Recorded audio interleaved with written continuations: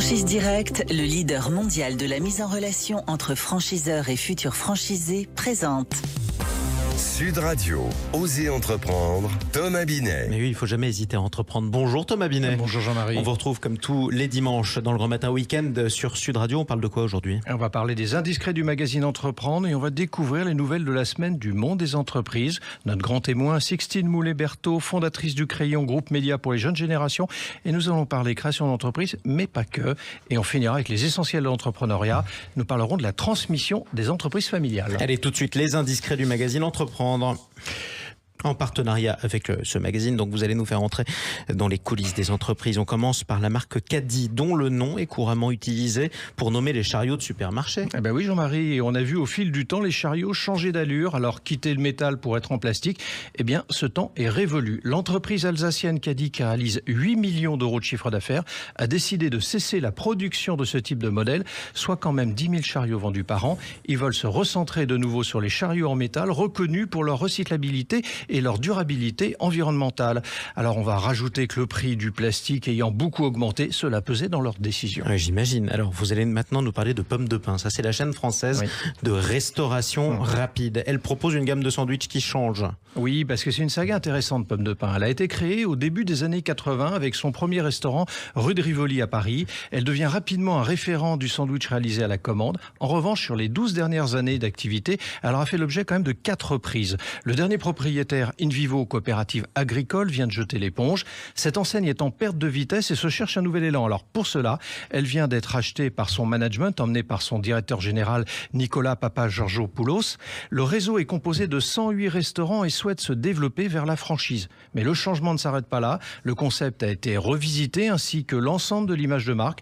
Pour les Parisiens qui veulent voir ce à quoi cela ressemble, faut visiter la nouvelle génération à Boulogne-Billancourt. Objectif pour Pommes de Pain, doubler le nombre de points de vente d'ici 2027, Jean-Marie. Le rendez-vous est pris. Les dernières informations, elles concernent la plateforme de vente en ligne Augarden, pas Augarden, Augarden, spécialiste de jardinage et de mobilier extérieur. Oui, Augarden a été fondée en 2006 par Sylvain Legout et est devenu en quelques années l'un des leaders français de la vente en ligne de jardinage.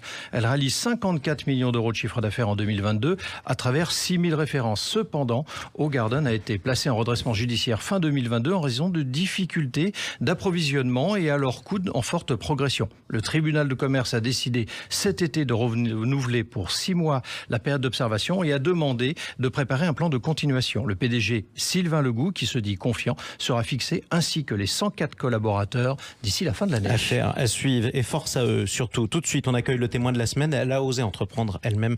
C'est votre invitée Sixtine Moulet-Berthaud, fondatrice du Crayon. C'est un groupe de médias, tenez-vous bien, plus de 3 millions d'abonnés avec l'objectif de réconcilier les jeunes générations et les médias. Pas facile, hein. Effectivement, vous êtes l'invité de Thomas Binet, Sixtine Moulet-Berthaud. Vous êtes la start-up dont on parle de plus en plus. Parti de rien, il y a 3 ans, vous avez constitué avec 3 autres associés, dont votre frère, un groupe média de débat digital. Le concept est de rassembler la société française en confrontant les opinions de personnalités engagées. Mais alors, plus précisément, en quelques mots, c'est quoi le Crayon ? Déjà, le nom. Allez, expliquez-nous. Pourquoi c'est le Crayon ? Je crois que chacun avec mes associés, on a vraiment une définition différente. Moi, je dirais c'est le concept, à la base, la presse, c'était quand même quelque chose d'écrit. Ouais. Et donc, j'aimais bien ce côté, vu qu'on est un média digital, de quand même garder ce souvenir d'où on vient, qui est quand même assez important. Donc, je pense que c'était facile de se dire qu'avec le crayon, on peut effacer des idées et puis pouvoir réécrire derrière. Mais quelque chose vraiment qui reste quand même assez à l'écrit psychologiquement. Alors, en quelques mots, quand vous est venue cette idée, l'idée, c'était de faire quoi ? C'était de réconcilier notre génération avec les médias et avec la politique, parce qu'on le sait aujourd'hui, de plus en plus de jeunes se désintéressent à la fois des médias et à la fois de la politique. On le voit bien avec le taux d'abstention à chaque fois aux élections. Et donc c'était important pour nous de faire un média qui s'adresse aux jeunes et qui reçoit vraiment tous les bords politiques, afin que les personnes qui regardent nos émissions puissent se faire leur propre avis. Alors, dans Osez entreprendre, on reçoit des chefs d'entreprise plus ou moins affirmés. Vous êtes une jeune entrepreneuse. À votre âge, certains font des études encore ? Oui. Bon, vous avez fait un choix différent. Vous avez décidé de vous lancer dans l'entrepreneuriat. Pour quelle raison ? J'avais envie de changer un petit peu, d'apporter ma mini-pierre à l'édifice. Et effectivement, à l'époque, rien n'était vraiment prévu. Quand j'ai eu l'idée en fin terminale, je ne pensais pas qu'on en arriverait là aussi vite aujourd'hui. Et je pense que c'est vraiment le fait de vouloir effectivement apporter à ma génération un œil neuf Moi, effectivement, je me suis toujours beaucoup intéressée à la politique et au débat. Et je voyais bien qu'autour de moi, c'était pas du tout le cas. Et je parlais de ce genre de sujet plutôt avec mes professeurs ou avec des adultes. Et je me suis dit, c'est pas possible que dans une société, on se désintéresse autant, même si je sais que le taux de concentration baisse beaucoup à cause des réseaux sociaux et notamment TikTok. C'est important de pouvoir refaire des émissions longues qui marchent bien, où les jeunes puissent vraiment s'intéresser et comprendre les enjeux. Ah, c'est intéressant ce que vous dites, parce que dans le même temps, vous avez choisi le digital quand même. Oui, parce que c'est aujourd'hui le moyen de communication pour notre génération. Alors vous existez depuis 3 ans, je l'ai dit, vous avez mis 1 an pour émerger. Quelques chiffres quand même pour que nos auditeurs soient bien conscients de ce que vous représentez aujourd'hui. C'est 85 millions de vues par mois, 10 millions de spectateurs uniques par mois, en plus des 3 millions d'abonnés dont on a déjà parlé. On peut dire que c'est un vrai succès à la française, objectivement, aujourd'hui, et ça a été très rapide. Il y a un secret forcément derrière. Je pense beaucoup de travail et puis vraiment réussir à bien comprendre nos canaux de distribution qui sont les réseaux sociaux, parce qu'ils évoluent constamment, c'est une intelligence artificielle. Pardon, je coupe la parole, mais vous avez dit beaucoup de travail, je voudrais rester là-dessus, parce que souvent, un certain nombre de personnes qui ne sont pas entrepreneurs ne pensent pas forcément que ça implique beaucoup de travail. Quand vous dites beaucoup de travail, est-ce que vous pouvez nous le traduire? C'est quoi? C'est des jours, c'est des nuits, c'est pas de week-end, c'est pas de vacances? C'est ça, concrètement? C'est vraiment ne pas avoir pendant 1 an, 2 ans, pas de week-end. Avoir quasiment peu de vacances, travailler parfois très tard. Donc c'est pas du tout dormir 3 heures par nuit, c'est pas du tout le projet. Au contraire, il faut quand même prendre soin de soi, sinon tu ne tiens pas la route. Ça reste un marathon, l'entrepreneuriat et pas un sprint. En revanche, oui, effectivement, c'est énormément de travail et je pense que seuls des amis qui ont été en prépa peuvent comprendre ce que c'est.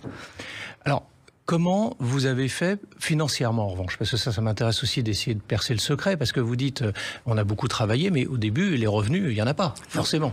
Non, ça c'est sûr. Moi, l'avantage, c'est que j'avais 18 ans. Donc forcément, à l'époque, tes parents, si ils peuvent en tout cas continuer à t'héberger, ce qui était toujours le cas. Ils vous ont soutenu? Ils m'ont vachement soutenu là-dessus. Après, en termes de besoins pour le média, il n'y avait pas forcément beaucoup de coûts au début parce qu'on a commencé à tourner avec un téléphone. Donc ça ne nous coûtait rien du tout. On tournait dans ma chambre ou dans l'appartement de mon frère, qui était un très petit artisanal. truc. C'était vraiment hyper artistique. C'était vraiment fait à la mano. Vous entre dites jeunes. Artistique, moi je dis artisanal. Ouais, d'accord. Moi j'aime bien ce petit côté artiste. Voilà. Mais c'est comme ça que commençaient tous les grands peintres. Et d'abord, ils commencent à peindre dans leur chambre. Et ça a mis 1 an. Ça a mis vraiment 1 an. Ouais. Et après, vous avez senti, au bout de combien de temps, que ça commençait à bouger? Je pense que quand on a commencé vraiment à être invité à des événements, en tout cas par d'autres médias, ou quand on a commencé à recevoir des personnalités un peu plus grosses politiquement, ou pas que, même personnalités publiques. Et à chaque fois, ça marchait assez bien. Et puis le jour où on a vraiment eu notre premier gros débat qui était sur le féminisme, qui a vraiment bien marché, alors que la qualité en termes de forme était catastrophique, parce qu'on ne connaissait pas du tout les codes pour faire une vidéo. Donc ça ne ressemblait à rien. Mais le débat a fait plus d'1 million de vues juste sur YouTube, assez vite. Et on était en plein début du Covid. Et donc c'est là qu'on s'est dit qu'on avait vraiment une marche à suivre et qu'il fallait qu'on continue comme ça. Et jamais de doute?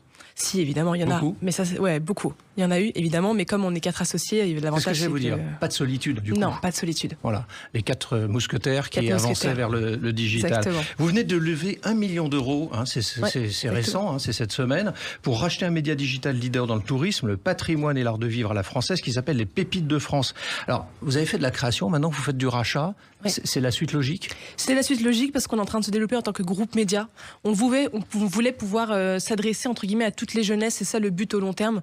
Avoir des médias qui sont sur des niches qui sont sous-exploitées, alors que c'est quand même hyper important. Le tourisme et l'art de vivre en France, il n'y a aucun gros média qui est émergent dessus. C'était important aujourd'hui d'en prendre possession pour notre génération, en tout cas pour l'avenir. Et donc, effectivement, on a levé des fonds auprès de différents business angels. Et puis, c'est comme ça qu'on a racheté le média. Eh bien, merci. Et bravo surtout, Sixtine Moulet-Berthaud. Merci à vous d'être passé dans le Grand Matin Week-end sur Sud Radio. Où est-ce qu'on peut retrouver les médias du Crayon? YouTube principalement et tous les réseaux sociaux. Et voilà, c'est facile à retrouver. Le Crayon, le bon vieux Crayon. Merci à vous. Bruno, le spécialiste des fournitures et de l'équipement pour les professionnels, présente. Sud Radio, Osez entreprendre, les essentiels de l'entrepreneuriat. Bon, une fois qu'on a réussi à créer son entreprise et qu'elle marche, en plus, on cherche à la transmettre. Thomas Binet, vous nous parlez de la transmission des entreprises familiales à un moment qui n'est pas anodin. C'est au moment où la population française vieillit de plus en plus. C'est un sujet ? Oui, c'est un vrai sujet et c'est exact que la population vieillit beaucoup, Jean-Marie. Donc, ce qu'il faut savoir, c'est que les entreprises familiales, 8 sur 10 en France, comptent quand même 10% de dirigeants de moins de 40 ans, contre 5% pour les autres et sont pour 14% d'entre elles dirigées par des femmes, contre 8% pour les autres sociétés, selon une étude de la Banque publique d'investissement. Alors, de quoi de tordre un petit peu le cou à des idées reçues et de noter une véritable amélioration dans ce domaine. J'imagine, ça se passe comment la transmission ? Eh bien, ce n'est pas exceptionnel car la transmission en France demeure une faiblesse du monde de l'entreprise. Elle intervient tard, souvent après le 60e anniversaire du dirigeant, alors que cela devrait être anticipé et commencer à minima 10 ans avant. C'est d'autant plus important que pour que cela se déroule correctement, il faut plusieurs années selon la société et sa taille. Alors, est-ce que la gouvernance familiale dans ces entreprises est en place ? Non, pas franchement. 76% des PME ETI familiales n'ont ni conseil de famille, ni charte familiale. Naturellement, la gouvernance familiale se structure au fil des générations. 42% des entreprises de 5e génération et plus sont dotées contre 20% de celles de première génération. Ça change tout. En tout cas, si vous voulez regarder un exemple de transmission difficile, vous avez la série Succession en ce moment qui en est à sa 4e saison. Ça se passe sportivement, on va le dire comme ça. Merci beaucoup Thomas. Dans un instant, vous allez revenir sur ce sujet justement de la transmission intergénérationnelle dans Oser investir avec votre invité, mais sous l'angle du placement. Une fois qu'on a transmis, où est-ce qu'on place ? Absolument. Sud Radio, Oser entreprendre, Thomas Binet. Avec Franchise Direct, le leader mondial de la mise en relation entre franchiseurs et futurs franchisés.